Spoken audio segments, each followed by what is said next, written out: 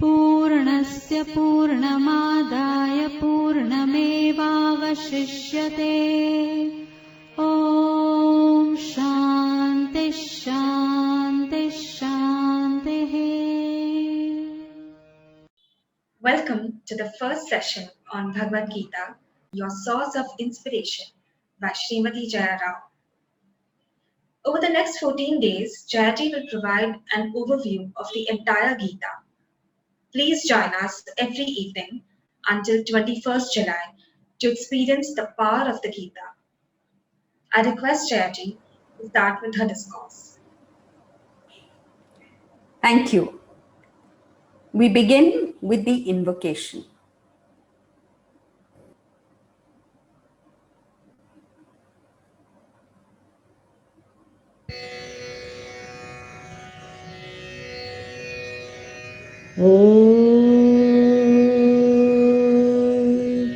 सहना भवतु सहनौ भुनक्तु सह वीर्यङ्करवावहै तेजस्विनावधीतमस्तु मा विद्विषावहै। ॐ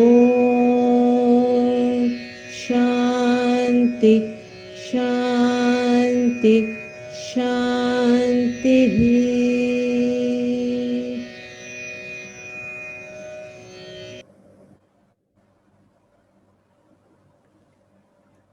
Welcome to these series that have been started by the trustees of Prempuri Ashram.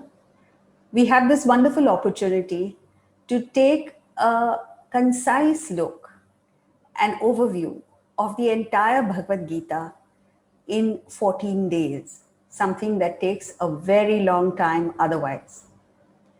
The Bhagavad Gita, revered by many, yet understood by only a few, is much more than the documentation of an ancient family feud. It's a comprehensive dissertation on the human mind. It provides us with a clinical analysis of how the mind functions, how we can use the mind to lift ourselves up to that state of perfection that the Bhagavad Gita points to. And it provides ways and means to navigate life's challenges and its unpredictable journey. Be it nasty Rasha traffic, tumultuous relationships, or a gnawing sense of emptiness, the Bhagavad Gita reveals deep yet practical methods to survive such challenges and thrive well beyond them. Today, we are so busy chasing after success externally that nobody has the time to deal with the basics which form the foundation of a successful and happy life, one that will help you grow to your potential. Yet, there are people outside India, through the ages, who have tapped into the wealth of the Bhagavad Gita. One such person is Philip Goldberg, an American. In the 1980s, when he was still in college, he saw that everyone he looked up to, whether it was Emerson or Thoreau or Aldous Huxley, greatly admired the Bhagavad Gita. So he thought to himself, why not directly study the Bhagavad Gita? In those days, it was difficult to get an English translation. But when he eventually got it, he said he read it start to finish, the whole night through. And he says it was mind-bogglingly new, yet heartwarmingly familiar. I went to bed knowing that my life would never be the same. So in this series, we will have the opportunity of taking a look at a cameo, a concise version of the Bhagavad Gita, so that you may be motivated to study the entire Gita and gain the strength and vitality to live life fully enjoy life to the hilt, happily, successfully. Just as any gadget needs an instructions manual to be able to use it properly. The most sophisticated machinery, gadget, our inner personality, needs a guidebook so that we may use it properly and fulfill our mission in life. The Gita's universal appeal stems from the fact that it is not based on the opinion of any one prophet, but on fundamental truths of life. It is a science which just presents the laws of life pertaining to the inner personality. And just as external laws like the law of gravity, it applies to all human beings at all periods of time, anywhere in the world.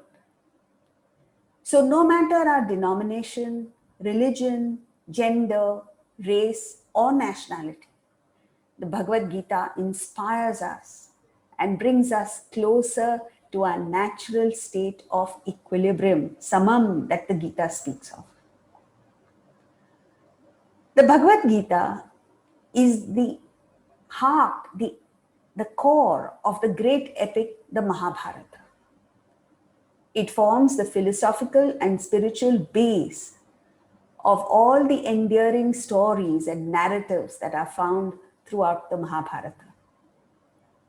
The Gita was extracted from the Mahabharata and given a special status by Adi Shankaracharya, comprising just 701 verses compared to the Mahabharata's 97,400 verses. The Bhagavad Gita is likened to a pendant on the necklace of the Mahabharata. The Bhagavad Gita is based on dialogue between a seeker, Arjuna, and the Guru, the enlightened soul, Lord Krishna. It is the questioning, reflection, and experimentation that form the foundation of any spiritual journey.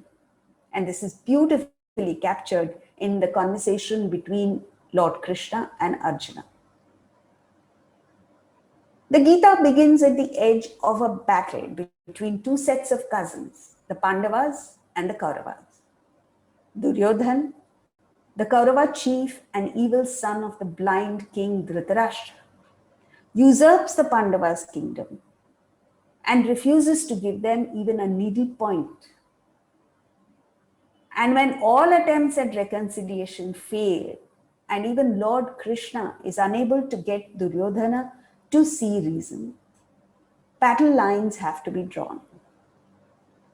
Before the battle, both Arjuna and Duryodhana go to Krishna to ask for his help in the forthcoming battle. Being humble, Arjuna sat at the feet of Krishna. Arrogant that he was, Duryodhana sat near the head of Krishna. Krishna was apparently asleep at that time. So when he woke up and opened his eyes, the first person he saw was Arjuna, the person at his feet. Then he saw Duryodhana and shut up and said, "To what do I owe the visit of two powerful princes?" When both asked for help, he said, "Look, I'm a neutral entity. I am not partisan in this battle. So I will divide my resources equally between the two of you. To one, I will give all my armies, my ammunition, my soldiers, all my military strength. And to the other, I will give myself alone, unarmed, and I will not fight." Now comes the question of whom to give the first choice to. In all fairness, he said, since I saw Arjuna first, I'll give him the first choice. Without batting an eyelid, Arjuna said, "I'll take you, Krishna." In that, Arjuna won the battle even before it started. So in that, there is a message to us. We are constantly faced with choices. Often we choose money, power, position, worldly things, and believe that that will ensure success for us, victory for us. But the truth is, it is righteousness that will prevail. Arjuna understood that there is no way that Krishna would face defeat. Whichever side Krishna was on would win. Why? Because Krishna had clarity of thinking. So here is another message. In business, in domestic life, in social and political life, what helps us to emerge victorious is clarity of thought. How many of us have clarity? We are all confused, indecisive, unclear. And so, at the 0 hour, as the battle was about to begin, Arjuna asked his charioteer. Krishna then became Arjuna's charioteer to drive him between the two armies so he may assess the strength of the enemy. And Arjuna says, so I may see all those assembled there who have come to please the evil, wicked Duryodhana. So Arjuna is still smarting from all the evil that Duryodhana has subjected the Pandavas to. Krishna understands that as long as you have hatred and negativity in your heart, you cannot win any battle. And so he wants to correct that. He takes the chariot straight in front of the great Bhishma and Dronacharya. Bhishma was the patriarch who gave up the kingdom for which these guys were fighting. Sacrifice was Bhishma's second name. And Dronacharya was the guru of both the Pandavas and the Kauravas. Arjuna had great respect and reverence for both these. And when he was face to face with both of them on the opposite side, and then he saw relatives, his mind overwhelmed his intellect. He lost sight of his role in the battle. He forgot that he was commander-in-chief of the Pandava forces. He forgot that the battle, which was a battle not for the kingdom or the wealth, but for righteousness, needed him to use his intellect and not succumb to weak pity. But when he sees Bhishma and Dronacharya on the other side, he is overcome by grief and a loss of objectivity. Arjuna is distraught at the thought of tearing his own family apart. He eventually lays down his bow and arrow and refuses to fight. There onwards, over 18 chapters of the Gita, Krishna masterfully blends psychology with philosophy to give Arjuna the clarity of thought and renewed vigor to fight and win the battle. The Battle of Kurukshetra is not a battle that was fought 5,000 years ago somewhere near Delhi. It is a battle that is raging in the hearts and souls of each one of us. Because the Battle of Kurukshetra represents the battle between the positive forces and the negative tendencies in each one of us. The Pandavas represent the good in us, and the Kauravas represent the negative forces. And our hearts are riddled with uncertainty, conflict, and a vague sense of emptiness. We all have our battles to fight. The constant tussle between our own positive and negative tendencies. You wake up in the morning, something in you says, get out of bed, go exercise, go for a walk. And something else says, chalo yaar, go back to sleep. From this to every decision that we are making, every choice that we face, There is a conflict going on between our own higher aspirations and our lower indulgences, between the reason of the intellect on the one hand and the unhindered impulse of the mind and senses on the other. In the midst of these challenges, we need to stand between two opposing forces and go deep into our own being, find our purpose, our mission, our inner calling, and understand that the eventual goal of every human being is to just find happiness. This is when answers will reveal themselves, so we can derive the strength to fight our own weaknesses and overcome them. Often we bring problems upon ourselves with the choices that we make. No matter what the issue is, the solution lies within. As long as we look outward, we will never find the answers. The situation will always appear insurmountable. But a subtle change of perspective inwards will go a long way in effectively tackling our problems.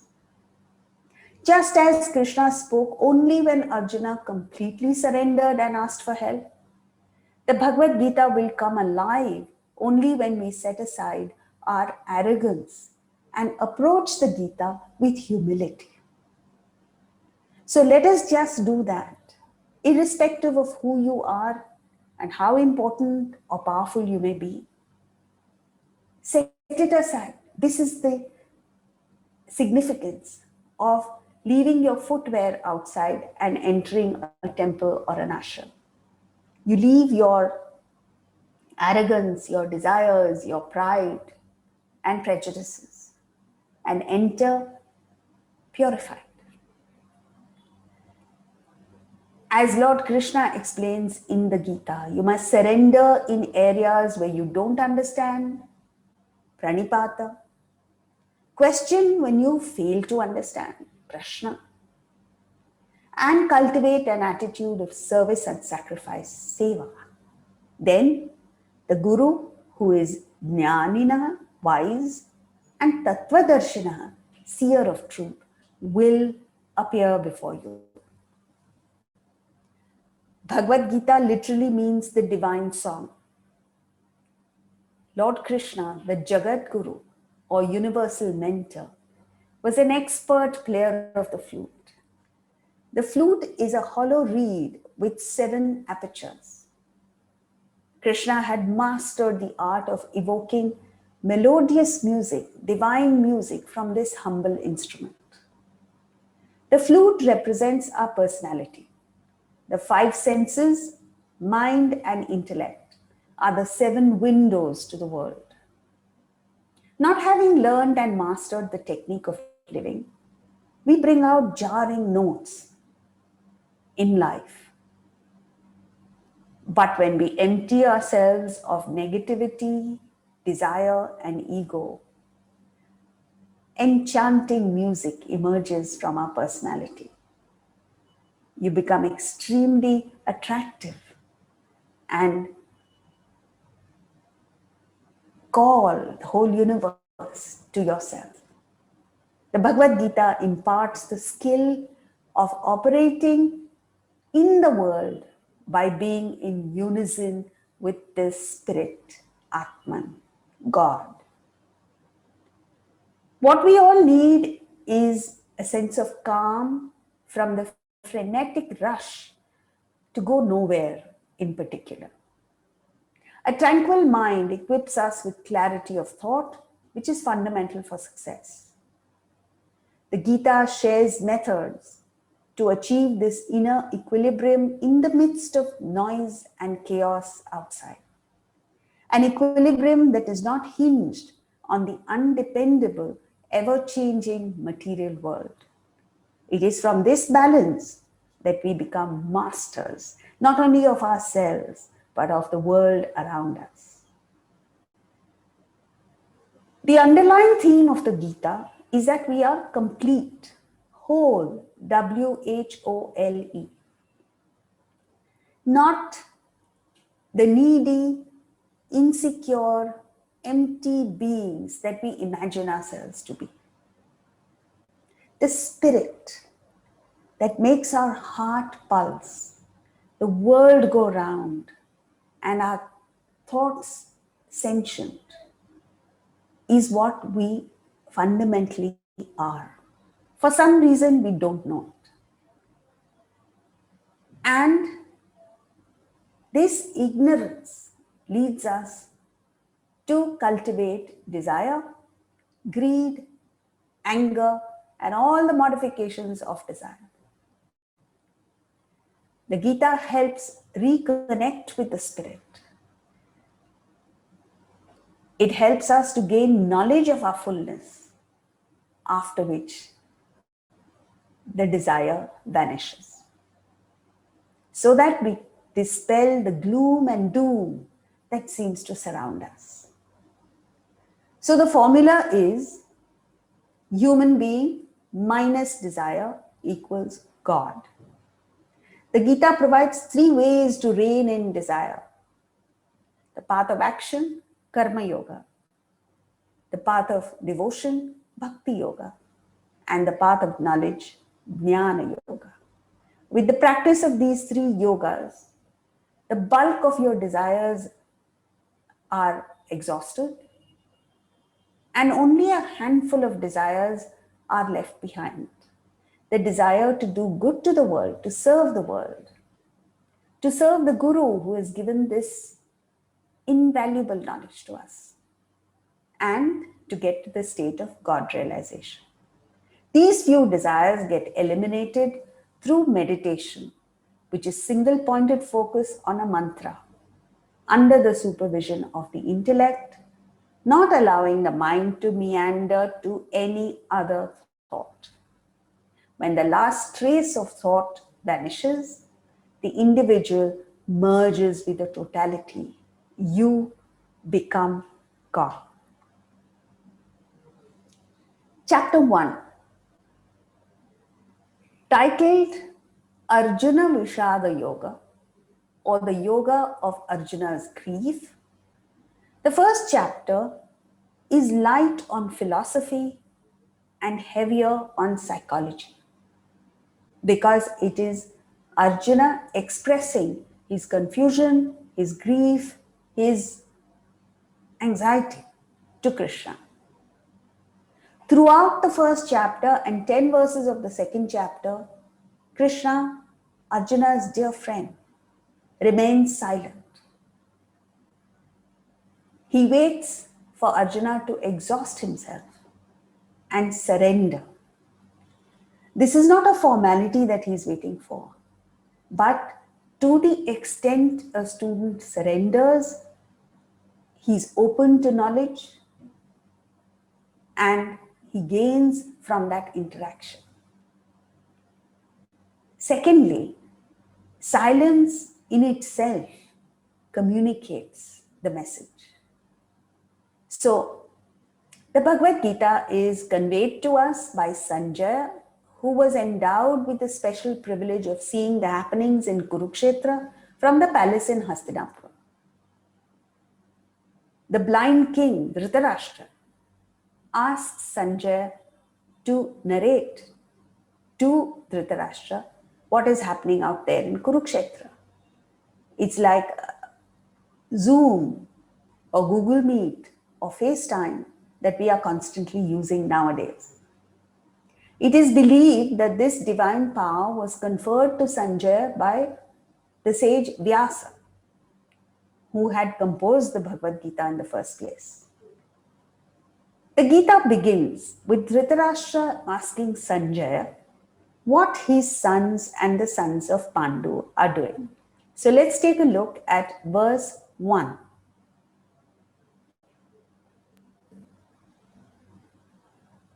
Dhritarashtra उवाच धर्मक्षेत्रे कुरुक्षेत्रे समवेतायुयुत्सवः मामका पाण्डवाश्चैव किमकुर्वत Sanjay. O Sanjaya, what did the combative sons of mine and Pandus do, gathered on the holy field of Kurukshetra? Dhritarashtra's question says much about his own sense of otherness towards his nephews. This separateness, the thought of me versus you, is the root of all conflict and battles. For Dhritarashtra, the sons of Pandu, his deceased brother, should have been like his own, yet he differentiated between them. Sanjay reports that Duryodhan has approached the revered Guru Dronacharya with a sense of high-handedness and arrogance. Duryodhana's demeanor betrays his deep sense of insecurity and its offspring, fear. Despite commanding an army that was significantly larger than that of the Pandavas, Duryodhana's lack of belief and confidence gives tremendous insights into how selfish, small minded people behave. In other words, what is happening within all of us. We are all ridden with fear. And the latest fear is what will happen to me if I get COVID. Let's look at the sources of fear. Fear comes from, number one, wrongdoing. The moment you do something that your conscience revolts against, where you know you're doing the wrong thing, it shows on your face because you're fearful. A person carrying contraband goods is afraid of customs officials. They don't need to take a look at your bag. The expression on your face reveals that you're carrying contraband. Selfish people are plagued by fear of losing their possessions. They are often afraid of even their own family members. Then otherness causes fear. This is what Dhritarashtra and Duryodhana are suffering from. This is why the same Indians who break the law who blatantly break the law in India become absolute law-abiding citizens abroad. Because the Indian policeman is your person. But an American cop, there is this feeling of otherness, so there's fear. And the fourth source of fear is ignorance, which is a major cause of fear. This is why everyone is afraid of death. Arjuna asks Krishna to drive him between the two armies so that he may see all those who are assembled to please the evil Duryodhana. Arjuna's utter confusion and befuddlement when faced with the biggest challenge of his life is akin to a tennis player getting cold feet before the Wimbledon final. This battle is what he has prepared for many years, to fight for what is right, which is the basic dharma of a Kshatriya. And yet, when facing his entry to the proverbial center court, he lays down his bow and arrow and says, I will not fight. Whenever the mind overwhelms the intellect, you flounder, lose focus, get confused, and falter. Emotions, even positive ones, need to be guided and supervised by the intellect. Otherwise, even the positive emotion results in devastation and destruction. We also need to have a larger goal, a nobler vision to help us through the challenges of life. Arjuna's behavior is indicative of what happens when we don't have a cause that is beyond our tiny self-centered universe, something that is for the greater good. Loka sangraha, this is a term that Krishna uses in the Bhagavad Gita, which is central to Vedanta. It is not for the benefit of the world that we need to fix a goal. It is for our sake, for the simple reason that you cannot achieve greatness with a small mind. When situations are viewed from the narrow personal perspective, everything seems fragile. But when we widen our horizons and fix a higher goal, you're able to see situations for what they are. You become objective, you get inspired, and you deal with them fittingly, minus the exhausting stress and tension that a selfish person is subject to. Arjuna had not asked for a battle with his cousins, yet he must play a central role in it, one that he is least prepared for. To proceed, he has to first resolve the conflict between his own head and heart, both of which are saying different things. This is what we all experience, isn't it? So the stage is set for Krishna to mentor Arjuna, and through him, all of us. Millions of people through the ages have turned to the Gita in their hour of need and found the light of wisdom. Show a path out of the darkness. Maybe we will find a path too. If we reflect on Krishna's words with open, questioning minds and are willing to reflect over them, think over them, experiment with them, apply it in our lives, and see for ourselves how ennobling, strengthening, vitalizing, and energizing this knowledge is. Chapter 2. Arjuna continues to speak. Krishna remains silent. Krishna is waiting for Arjuna to be receptive. Here is a lesson for us. Make sure the person you are speaking to wants to hear you. Most people speak because they have the urge to speak or impress others. The grief-stricken Arjuna is reduced to tears. He puts down his bow and arrow and refuses to fight.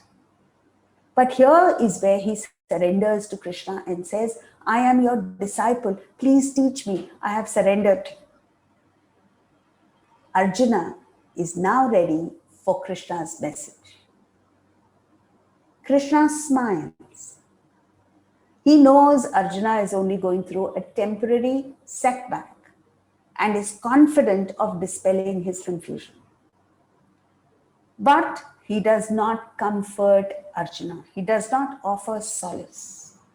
He speaks the truth, uncompromising and forthright. This dries the tears and makes Arjuna take notice. It knocks off the grief and despair and prepares Arjuna for the philosophy that is to come. Krishna's opening words are, Arjuna, you speak words of wisdom, but you mourn for those that should not be mourned for. The wise grieve neither for the living nor for the dead. Thus, from verse 11 to 53 of chapter 2, Krishna presents the highest knowledge, the indestructibility of the soul. Arjuna is in no condition to understand this. This is the highest. So you often wonder, why does Krishna give that? Because Arjuna and Krishna were dear friends. Arjuna hasn't yet understood that though Krishna was a friend of his, absolutely humble, down to earth. He is a repository of wisdom. Krishna was an avatar of Lord Vishnu, realized at birth. So when he talks about the indestructibility of the soul, Arjuna gets the confidence that here is a person who's not just my friend, but who has the wisdom to help me in my hour of distress. Atman, the real you, never dies. Even the mind and intellect do not perish. All that happens at death is that your inner personality, you, leave behind the body and environment that no longer suit or meet with your needs and move to another body and circumstance that are more suited to the fulfillment of your desires. The famous verse which explains the law of karma and the theory of reincarnation is verse 22.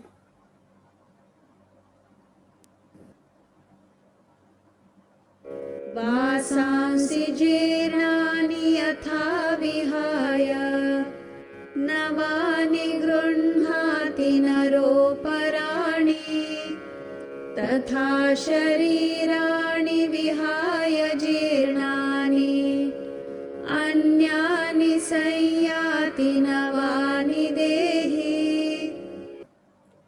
As a person abandons tattered clothes to wear new ones, so the indweller abandons jaded bodies to enter new ones. This is an apt and magnificent example that fits perfectly. Before we deal with death, let's examine what happens during our lifetime. We move from experience to experience driven by desire. Desire or vasana is the fuel that drives action. Vasana simply means unmanifest desire. When the body is worn out or unfit for the fulfillment of desires, nature gives an opportunity to start afresh. You move from this body to another that is tailor made for your further journey in life. Somewhat like when your car gets old, you discard it and buy a new one. The example given here is that of clothes. And this example fits perfectly. It is the wearer who decides the change.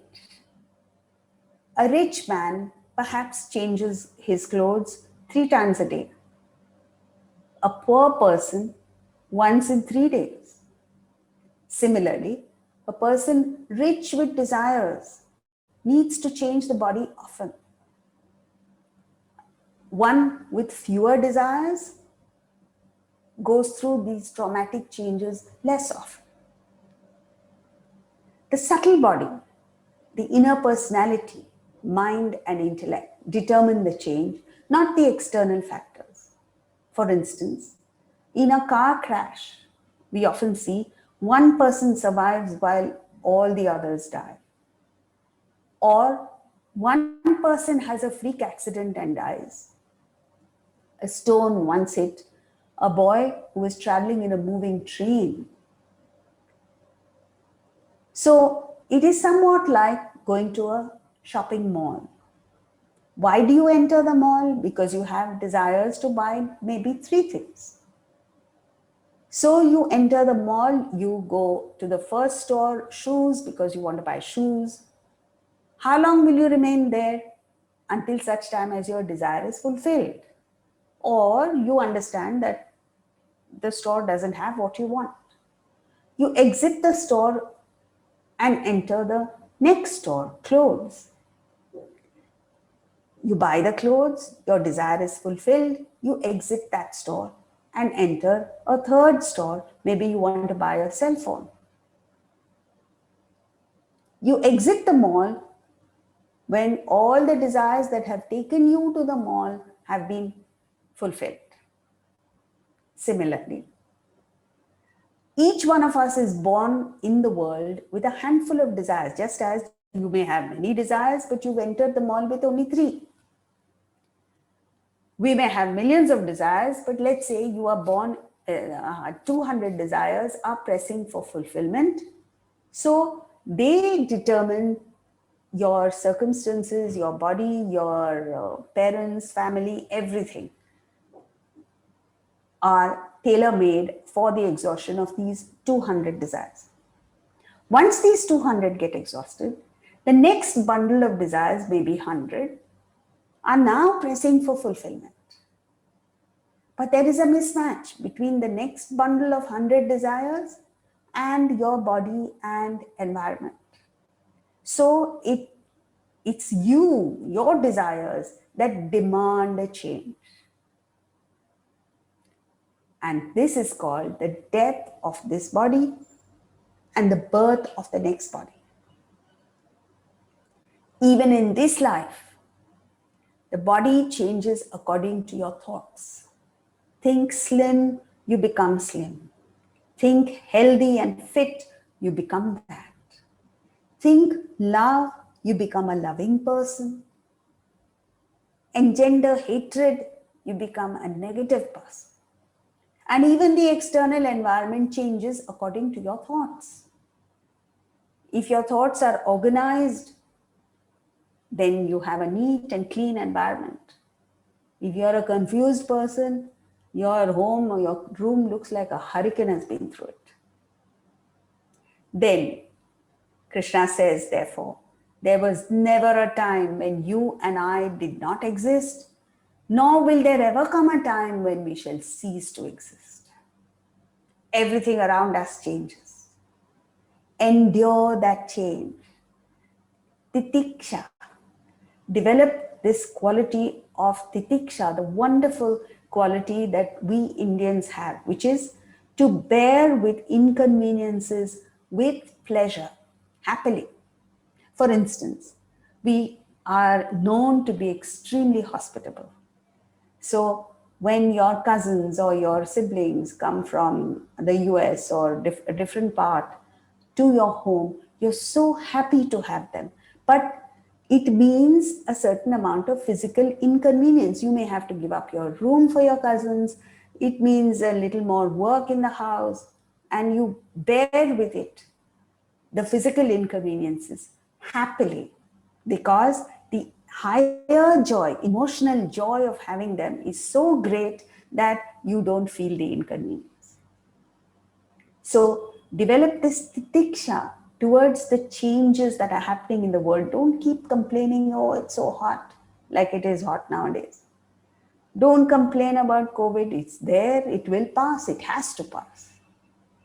And then go one step further. Krishna says, one who is not troubled by these fluctuations and remains steady, equal to joy and sorrow, is fit for immortality. So in the midst of this cycle of birth and death, it is your duty to act. Whatever you need to do, whatever you ought to do it completely, wholeheartedly. Play your role to the best of your ability. That's all that you can do. We are all warriors in the battle of life.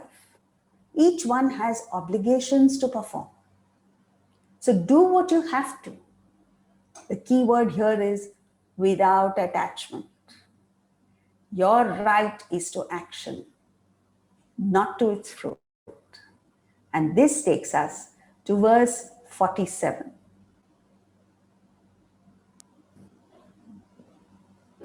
कर्मण्येवाधिकारस्ते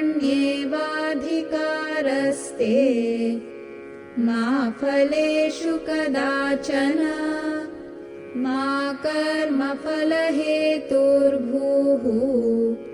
मा ते सङ्गोऽस्त्वकर्मणि. This is one of the most famous verses of the Bhagavad Gita. You have a right to action alone, never to its fruit. Your motivation should not be fruit of action, nor should you be attached to action. So there are 3 states of thought. One is The lowest, tamas, which is a state of inaction, lack of motivation, no inspiration, no desire to act. Slightly better than that is the state of rajas, where you are helplessly driven to activity by desire and you are craving for the fruit of action. The highest state is the state of sattva, which is what he's talking about, where you are acutely aware of your obligatory duties and you perform them sarva bhavena, wholeheartedly. In order to get to realization, you want to go beyond the world, so you have no interest in the world. But in order to get there, you know you need to act as long as you're alive. What kind of action will you perform? You have no desires for the world. You will just do obligatory duty. This is an outstanding piece of advice for those of us who may not want realization, but we want some fruit. So whether you are an athlete gunning for the Olympic gold, or you're a cricketer who wants to do well, or a tennis player who wants to win the Wimbledon, this is an outstanding piece of advice.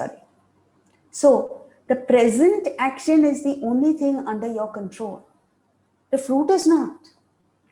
The fruit depends on so many other factors over which you have no jurisdiction. But if you perform your present action powerfully, concentratedly, giving it everything you've got, you will change the result. So every moment, focus on the action, the present action, and don't worry about the fruit because you have no control over it. Thought of fruit makes the mind go into the future, away from the present, which you should be concentrating on. The result is flawed action. One moment, one slip in concentration, and a cricketer can get clean bowled, a tennis player loses a point, maybe match point. And this flawed action leads to failure. Whenever you think of the fruit, you are in stress because you don't know, will I get it, won't I get it? As long as you're focusing on the present, you're dynamic, cheerful, at peace. The point is, your present action should not be dependent on a future acquisition. As Swami Ramatirtha said emphatically more than 100 years ago. If you are not happy at the present moment, as you are, where you are, you will never be happy. And yet, all of us, our happiness is hanging on some future achievement. A person with a one-bedroom home wants a second bedroom. An unmarried person wants to marry. A married guy wants to divorce. All sorts of things. And all of us are pegging our happiness on something that you hope will happen in the future. Then you will never be happy. Then Krishna speaks of two wonderful concepts in verses 48 and 50. Yoga karmasu kaushala. Dexterity of action, perfection in action is yoga. And samatvam yoga uchyate. Equanimity of mind is yoga. Achieving even one is difficult.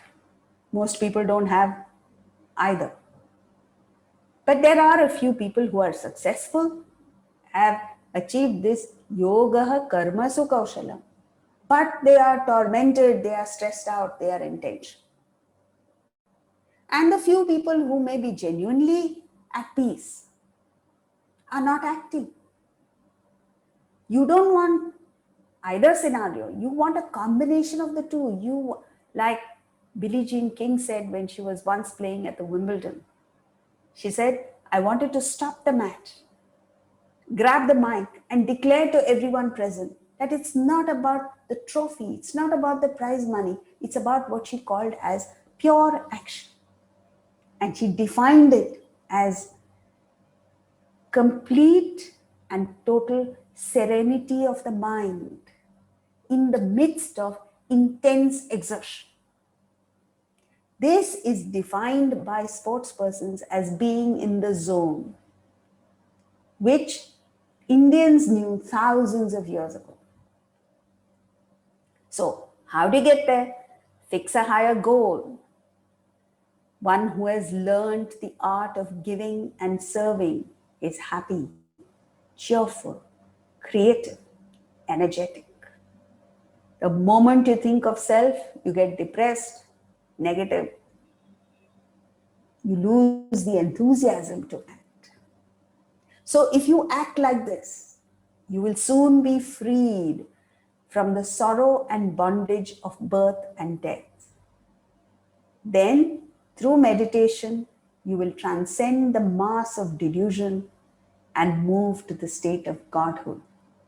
This portion ends with verse 53, which dramatizes the state of realization.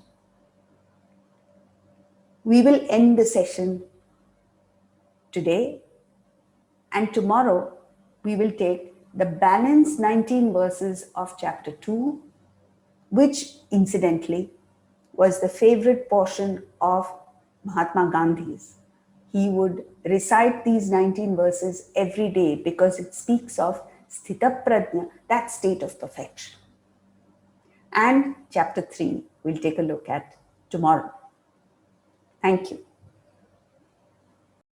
ॐ शान्तिः